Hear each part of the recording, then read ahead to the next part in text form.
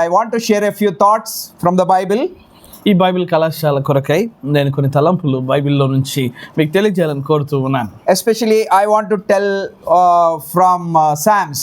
కీర్తనలో భాగంలో నుండి కొన్ని విషయాలు మీతో చెప్పాలని కోరుతున్నాను. Psalms chapter 15. కీర్తనలు 15వ కీర్తన అండి. It's a beautiful chapter in the Bible. బైబిల్లో ఇది ఎంతో చక్కటి కీర్తనగా ఉంది.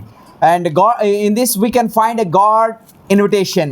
దేవుడే ఆహ్వానాన్ని మనం ఇక్కడ చూస్తాం. God is inviting you as a guest.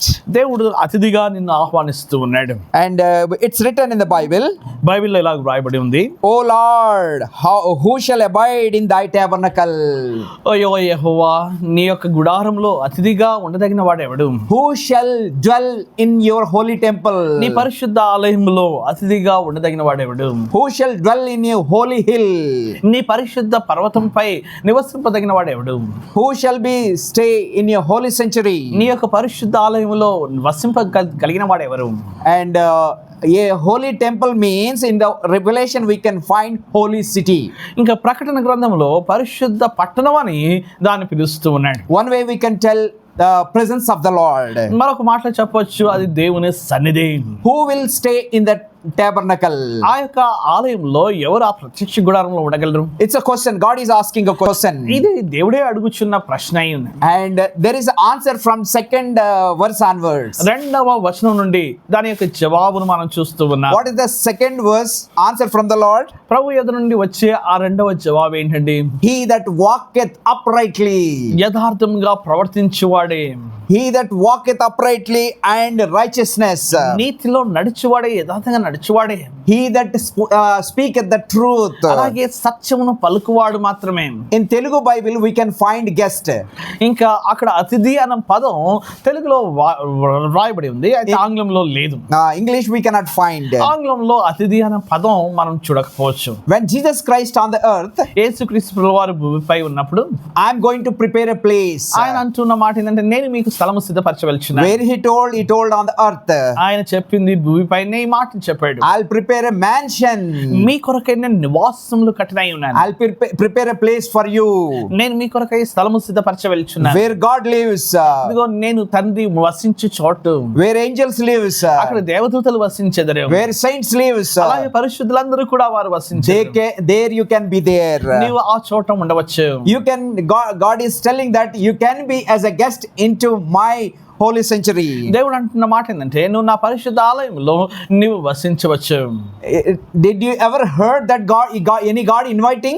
ఏ దేవుడైనా లేకపోతే ఈ దేవుళ్ళు అని పిలవడేవారు ఇలాగ ఆహ్వానించటం మనం చూసాం. I didn't hear so far. I also read some books.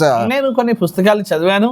నేను గమనించినంత మట్టుకి ఎవరు కూడా ఇలాగ పిలవలేదు. This God Almighty inviting you as a guest. సర్వశక్తిమంతుడైన భూమి ఆకాశం చేసిన ఈ దేవాది దేవుడు నిన్ను ఆహ్వానిస్తూ ఉన్నాడు. I call him as a guest sometime. He'll come as a guest to my house sometime. నేను కొన్నిసార్లు యోనా బాబు గారి గృహానికి వెళ్తుంటాను. ఆయన అతిథిగా నన్ను ఆహ్వానిస్తారు, అతిథి సత్కారం చేసి పంపుతూ ఉంటారు. నేను అతిథిగా వారి ఇంటికి వెళ్తూ ఉంటాను. When he comes, before I clean my house and prepare food, ఇంకా నేను వెళ్ళకముందే తను సిద్ధపడి ఇల్లు శుభ్రం చేసి భోజనం సిద్ధపరిచి అలాగ ఆహ్వానిస్తూ ఉంటారు. Same way God is preparing a house for you and me. అలాగే దేవుడు కూడా నీ కొరకై నా కొరకై ఆయన ఒక గృహాన్ని సిద్ధపరుస్తూ ఉన్నాడు. If you want to enter into the city of holy, నువ్వు ఆ పరిశుద్ధ పట్టణంలో ప్రవేశించాలి అంటే you also should be holy. అలాగే నీవును పరిశుద్ధంగా ఉండాలి. Bible says, బైబిల్ సెలవిస్తుంది, as I am holy, you also be holy. నేను పరిశుద్ధుడై ఉన్న ప్రకారం మీరును పరిశుద్ధులై ఉండండి. But everybody cannot be guest. అవును, ప్రతి ఒక్కరికి కూడా అతిథిగా ఉండలేరు. My house is beside the road. నా యొక్క ఇల్లు ఇంటి ఆ యొక్క ద్వారము ఆ యొక్క మార్గం ప్రక్కలో ఉంటుంది. Hundreds of people go from my house before my house. నా ఇంటి ఎదుర ఆ యొక్క రహదారిపై ఆ దారిలో అనేక వందలాది మంది వాహనాలు మనుషులు వెళ్తూ ఉంటారు. They don't come as a guest to my house. వారందరూ కూడా నా ఇంటికి అతిథిగా రారు. I call him whom I love. అయితే నేను ఎవరైతే ప్రేమిస్తూ ఉన్నానో వారిని మాత్రమే పిలుస్తూ ఉంటాను. They only come. వారు మాత్రమే వస్తూ ఉంటారు. We'll have fellowship. అలాగే సహవాసాన్ని కలిగి ఉంటాం. We have a word of God. అలాగే దేవుని వాక్యాన్ని కలిగి we ఉంటాం. sing a songs. అలాగే మేము పాటలు పాడుతూ ఉంటాము. That kind of a relationship we have. అట్టి సత్సంబంధాన్ని మేము కలిగి ఉంటాము. And one day Jesus Christ was sitting in one place. అయితే యేసుక్రీస్తు ప్రభువారు ఒక రోజు ఒక చోట కూర్చొని ఉన్నారు. And his mother Mary came. తన తల్లి అయిన మరియ వచ్చింది. She's not able to approach because a lot of people are there around him. అయితే తన చుట్టూ అనేకులు ఉన్న కారణం చేత తనని సమీపించలేకపోయింది. And he sent a notice that tell to Jesus Christ that his mother came. అయితే యేసు ప్రభువుకి చెప్పండి తన తల్లి తన సహోదరులు వచ్చారని చెప్పండి అని ఒక సమాచారం పంపారు. The disciples told to Jesus Christ, your mother has come. అయితే ఒక శిష్యుడు వెళ్ళి నీ తల్లి నీ యొక్క సహోదరులు వచ్చారని ఆయనకు సమాచారం అందజేశారు. And he told immediately, ఆయన వెంటనే వారితో చెప్పాడు, who is my mother? Who is my brother? నా తల్లి ఎవరు, నా సహోదరి ఎవరు, నా సహోదరుడు ఎవరు? Whosoever do the will of God, they only my brother, they only my friends and relatives or sisters, brothers. ఎవరైతే నా తండ్రి చిత్తము చేస్తారో వారి నా బంధువులు, నా చుట్టాలు, వారి నా సహోదరులై ఉన్నారన్నారు. And another place Jesus told, you're all my brothers. అయితే మరో చోట మీరు నా సహోదరులై ఉన్నారని యేసుక్రీస్తు తానే చెప్పాడు.